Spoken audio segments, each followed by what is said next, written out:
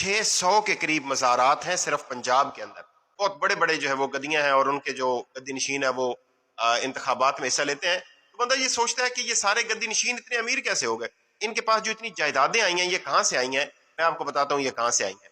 یہاں کے جو گدی نشین ہیں یہ پہلی بار جنگ آزادی کے مجاہدین کو کچلنے کے لیے ایسٹ انڈیا کمپنی کے دستے راست تھے، اور ان گدی نشینوں نے انگریزوں کے حق میں فتوے دیے اور جنگ کو بغاوت قرار دیا، اور انعام کے طور پر جاگیریں ان کو ملی.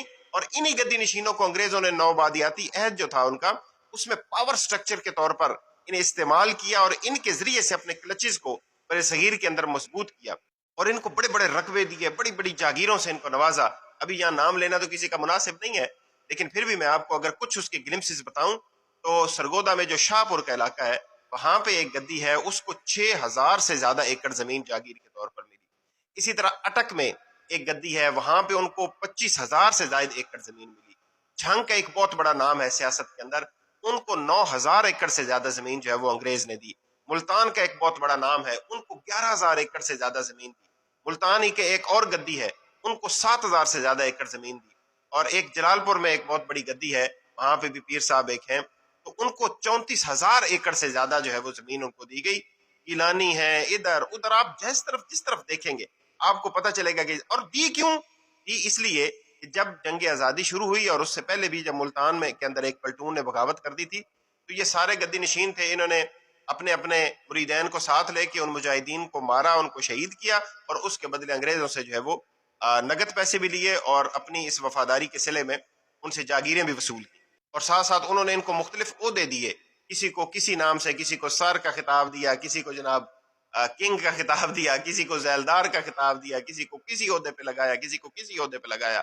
اور یہ سارے لوگ جو تھے بنیادی طور پہ انگریز کے مفادات کے محافظ تھے اس علاقے کے اندر.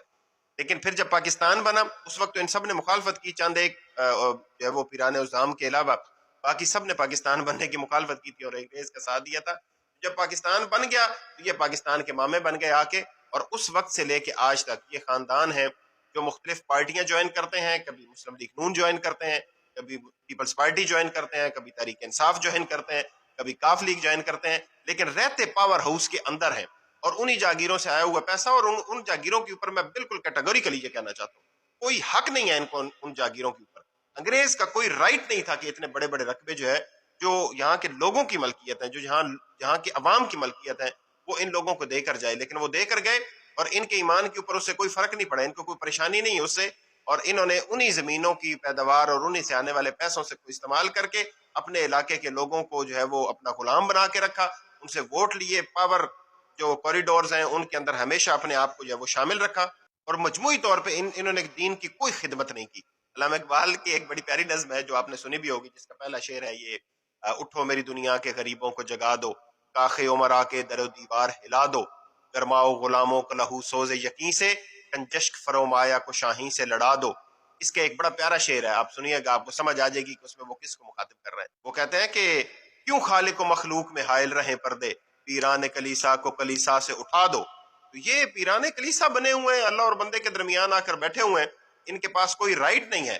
اور میں اس میں خصوصی طور پہ یہ کہنا چاہوں گا ان لوگوں سے کہ جو اللہ تعالیٰ سے ان کے ذریعے سے رابطہ کرنا چاہتے ہیں، میں آپ کو بتانا چاہتا ہوں کہ قرآن یہ کہتا ہے کہ اللہ تعالیٰ شاہراہ کے قریب ہے. آپ خود بھی بات کریں، آپ کو کسی واسطے کی ضرورت نہیں ہے اللہ تعالیٰ تک پہنچنے کے لیے. یہ لوگ اسلام اور پاکستان کے اگر وفادار ہوتے تو ان کی تاریخ میں غداری نہ لکھی ہوتی، ان کی تاریخ میں انگریزوں کی طرف سے دی ہوئی جاگیریں اور مرات نہ لکھی ہوتی.